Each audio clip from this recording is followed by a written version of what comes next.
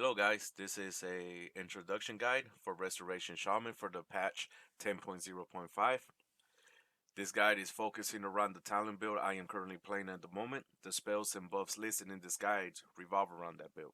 So if I do not put it here, it's because it's not really important to the build that I play. Plus, I'm trimming the fat for you guys because don't want to overwhelm you guys with a whole bunch of information. I'm just going to go ahead and give you the information that you guys need. So first of all, notable changes on the buff side. Healing Surge increased by 15%, Healing Wave increased by 6%, Flame Shock damage increased by 20%, Lava Burst damage increased by 20%. So we're going to be doing stronger, bigger single target heals, and we're going to be doing more damage. On the nerf side for this patch, Earth Unleash breaks on damage and lasts 2 seconds instead of 4 seconds in PvP. So we have 2 seconds less, we're able to pin them down. Healing Stream Totem healing increased to 30% from 38% in PvP. So basically we have 8% less heal off that Stream Totem. Water Shield returns 1% mana instead of 2% when struck by melee PvP. Stormkeeper is 67 effective in PvP. Riptide healing is increased by 10% in PvP instead of 15%. So we lost 5% off Riptide heal basically. So for the nerf side, it just means we have 2 seconds less on pinning them down, and our instant heal is less, and our burst is less. Here are your healing spells. First one, Healing Wave. On buff, it is a slow cast, but it's mana efficient. Healing Surge. It's a quick heal, but on buff, it's high mana usage. Riptide is your instant heal, which also includes an 18-second heal over time. Unleash Life is instant heal that buff next heals. Healing Stream has a 40-yard heal over time for 15 seconds. Healing Tide is your emergency heal. It's a 40-yard heal over time for 10 seconds. Talented has a 1.5 minute cooldown. Here for your healing spell buffs, this is going to show everything you can do to make one heal very strong. You're stacking it up. First one, Healing Wave. If you have Earth Shield, it's going to increase 20% heal. Then, if you drop your Healing Stream Totem with Swirling Currents, 25% heal increase. Then, if you use Flame Shot, you're going to proc Focus Insight, which is a 15% heal increase. And if you use your Unleash Life, 35% increase. And then, if you have Riptide on the target, that target is going to be healed an extra 20%. So Healing Wave benefits from all these. As you could tell, it's just going to stack up. Then you have Healing Surge. Wherever I put the X, it's the same thing that's going to benefit from the top. So Healing Surge is going to benefit from your Earth Shield, Swirling Currents, Focus Insight, etc. Riptide is only going to benefit from your Earth Shield and your Focus Insight and your Unleash Life. And Unleash Life, you already see, it's only going to benefit from your Earth Shield and Focus Insight. Healing Stream, Earth Shield, plus if you talented for Living Stream, you get a 10% more on healing ticks. And your Healing Tide is only going to benefit from the Earth Shield. For defensive spells, you have Earth Shield, has 9 charges. Each charge heals the target when hit, increases your heals done to target by 20%. Astral Shift reduces 40% of incoming damage for 8 seconds, 1.5 minute cooldown with talent. Earthen Wall Totem. Enemy damage to party and you is redirected to totem for 15 seconds, 40-yard range on a 1 minute cooldown. Here, you'll find the defensive spells talent buffs. So for my build, to buff up my Earth Shield, I picked Earthen Harmony, which is Earth Shield charge healing increased by 100% if buff target falls below 75% health.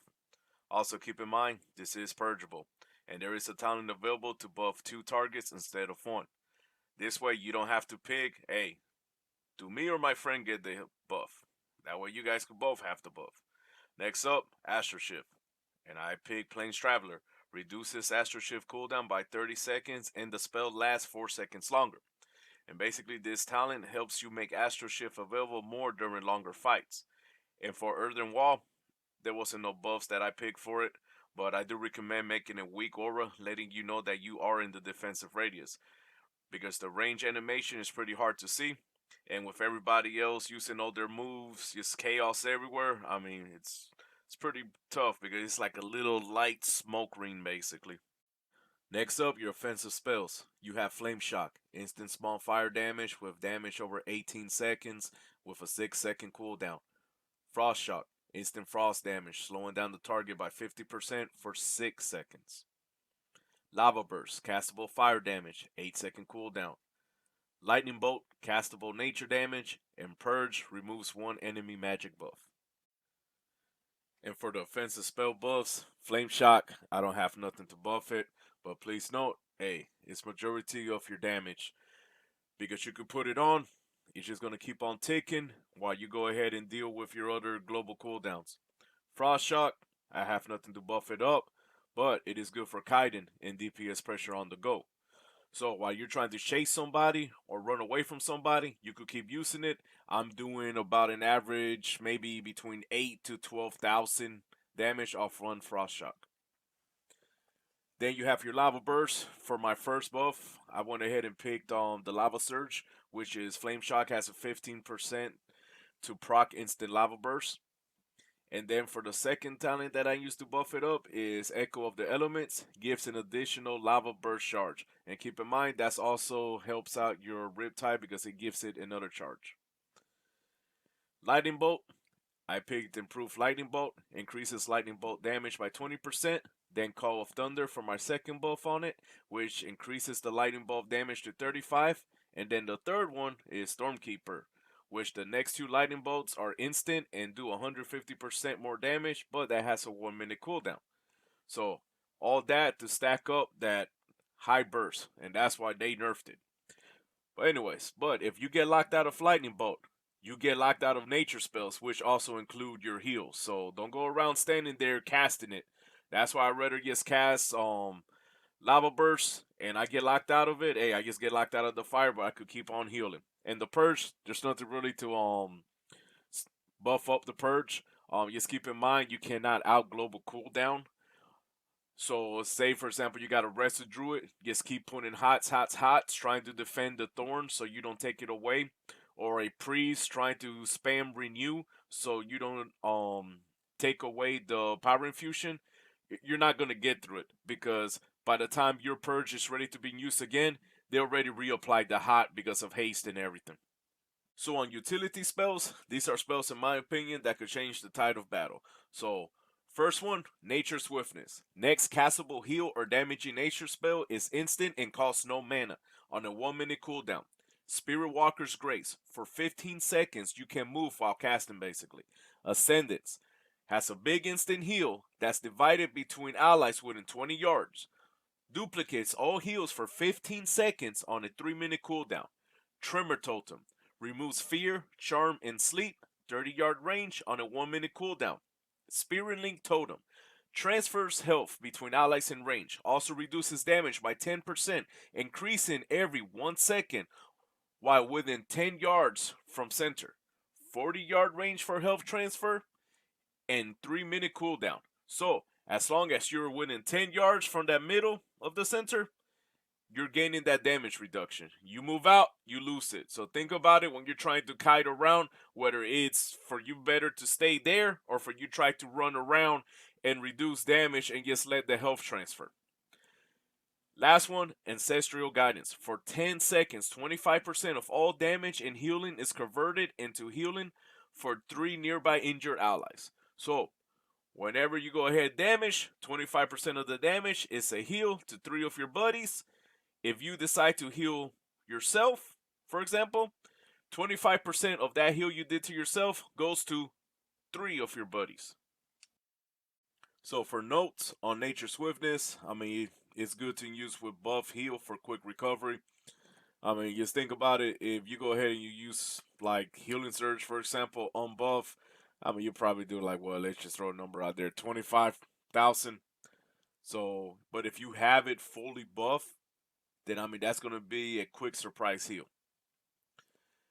Spirit Walker's Grace. With Spirit Walker Agi's talent, you gain immunity from silence and interrupt effects for 5 seconds. Good if getting trained by melee. I mean, unless they stun you or do some fear or whatever, I mean, hey, you just running and you just spamming healing surge. That's what I do. For Ascendants, the big heal divides within 20 yards. So just break line of sight or gain distance to receive full big heal. And I mean, that's one of the things. Like if you get kited, you could break line of sight, activate it, and I mean that could almost it's almost like a little lay on hands for you. The Tremor Totem breaks on pulse, not instant. So if you get fear, you might have to wait maybe 1 to 2 seconds whenever the next pulse kicks in. And then you'll go ahead and get broken free. So does not dispel horror effects such as Death Coil. I learned that the hard way. And your Spirit Link Totem, please be careful for cleave damage. Because if you think about it, if you have a Demon Hunter per se, or if you have an Affliction Warlock, and both you and your friend are basically getting, you know, taken down, and now you're getting out there the health divided, I mean, it's if you have more health than your buddy, now both of you guys are going to be at half health. So that's going to be hard to recover from that.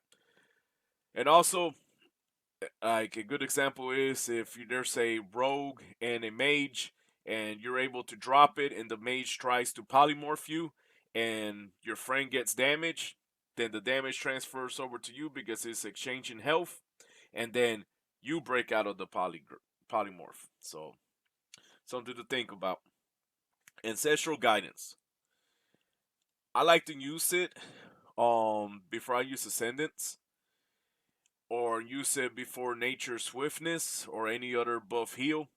And it's just that, you think about it on the tooltip, I think it's 78,000 for my Ascendance. So an extra 25% from that is just gonna make it even better. Something to think about. If you want to use some combos and everything on your heals just to make it bigger and for better recovery.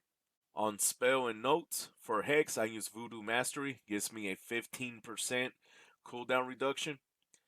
It cannot be used on Druids in animal form or Death Knights using Lickborn. Basically, that just means, hey, they're an undead, so they cannot be turned into an animal. And here's the secret about Druids. For example, I go into the world and I use Hex on a beast mob, and a polymorph from a mage could also go ahead and affect them, but then we cannot use that on a druid who is animal form. Alright, cool. That's whatever. But then me, I go into Ghost Wolf, which is a magic spell, which could also be purged. A druid could put me hibernated, basically puts me to sleep, and they get an extra crowd control. So me and my druid partner, we tested this out and confirmed it. So just keep in mind that be careful about that if you're sitting on Ghost Wolf. If you see them casting it, most likely if you're playing with a hunter, it's not going to be for their pet. It's probably going to be for you. So keep in mind that, alright? And if I start seeing druids casting Hibernate on shamans who are in Ghost Wolf, I already know, hey, most likely they probably read this guide, and now I'm sorry, shamans, but oh my gosh, I just screwed up. But anyways, Earth Grab Totem. It's good to locate stealth class. I like to use it in the beginning. I'll go ahead and I start dropping it, whatever, and using the projection to move it somewhere else. And most of the time I do get lucky. The capacitor totem is best used with Earth Grab Totem to root enemy in place so they won't escape stuns. I don't like it because you have to wait like 1, 2 stun, and then they just walk right out of the radius, and you're kind of like, oh, okay, I guess I'll wait another minute before I could try to stun you and everything. So at least with Earth Grab, it'll give you a little bit of time for the capacitor totem to activate, so you could go ahead and stun them in place. All right, so for the summary, Resto Shaman are reactive healers. We do not have instant crowd controls. We have predictable crowd controls like Hex and Capacitor Totem. Other classes have instant or spammable crowd controls they can use to set up a high DPS burst kill. My opinion, our playstyle is once we're done with their crowd control, we're going to use our deep healing through mastery, and we're just going to use that to recover. And we also need multiple self-activated buffs for high healing. And unfortunately, some of these buffs could be purged, and we're going to be using a lot of global cooldowns to get a heal ready. So most of the time, I mean, you already saw, like Healing Wave, I could go ahead and use 5 different buffs to maximize it. But realistically speaking, with the crowd controls and just the flow of the fight, I might do 1 or 2 buffs and everything. But hey, at least with all the cooldowns juggling, it gives me 5 options to empower that Healing Wave. Now, we also, and biggest important thing to me is we need good communication with our partner. And I mean, this is why we also struggle in shuffles. I mean, we need help to take control of the situation. So, and also, since we do not have instant crowd controls, we might need our partner to initiate the crowd control chain.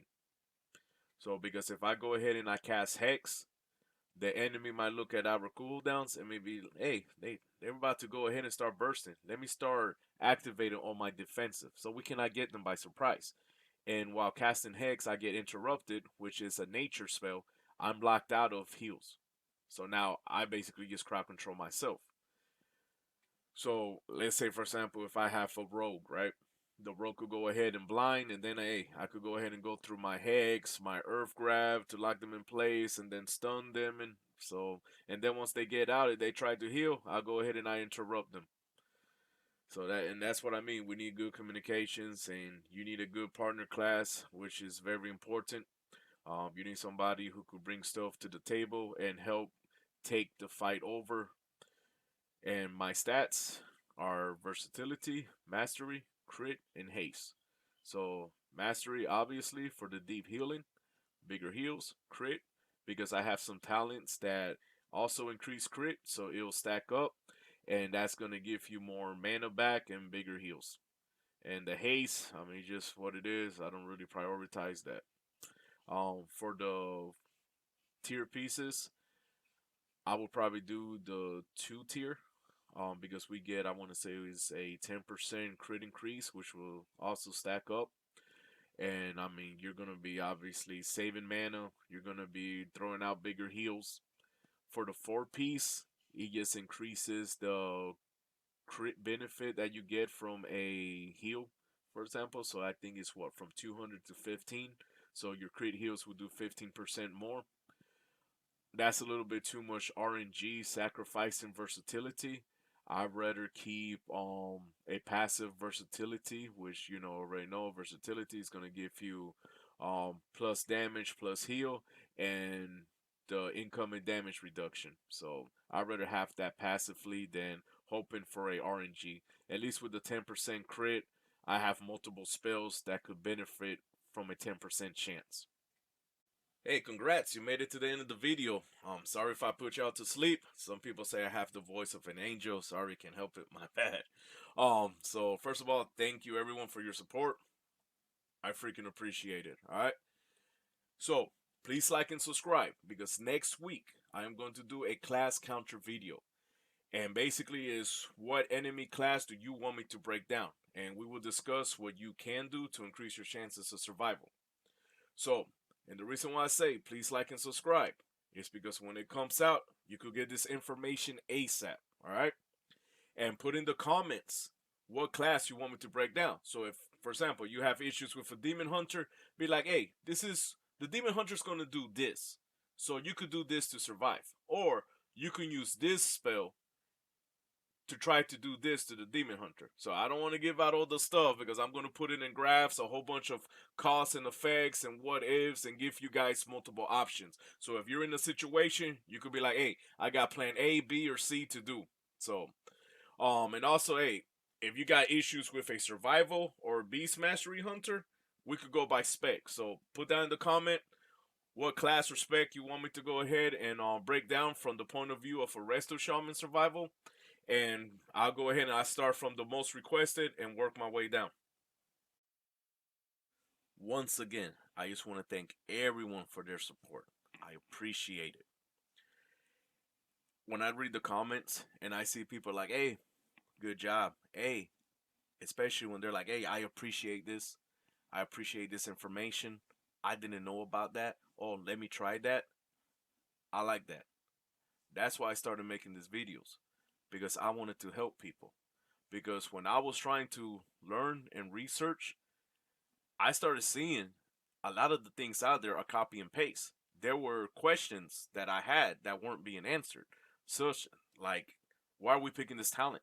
What are the benefits of this? What happened if I get into this situation? What do I do? And those questions weren't being answered because everybody's just like copy and paste, copy and paste. So I was like, okay, cool. Let me go ahead, get this information and push it out there. Because I mean, I understand like in my situation, I work, I got a family, I come home, I play WoW here and there because I just want to get stress off my chest. And it's very frustrating when I come home to get stress off my chest and I'm like, hey, I'm here spending time gearing, researching. I get into an arena situation and I get three shotted. But it's like I'm not learning anything.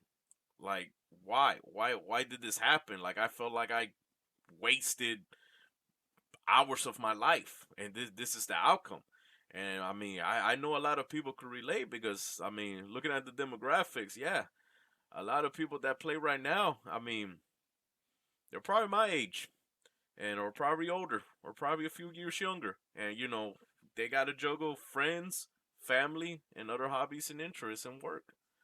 So that's why I went ahead and I started making out these videos because I'm like, hey, I want to go ahead, whatever information I could find and that I learned especially, I want to push it out there. And sometime in my videos, I might repeat myself like, hey, listen, so this is what we're gonna do. We got the rogue here. We're gonna do this, whatever, blah blah blah.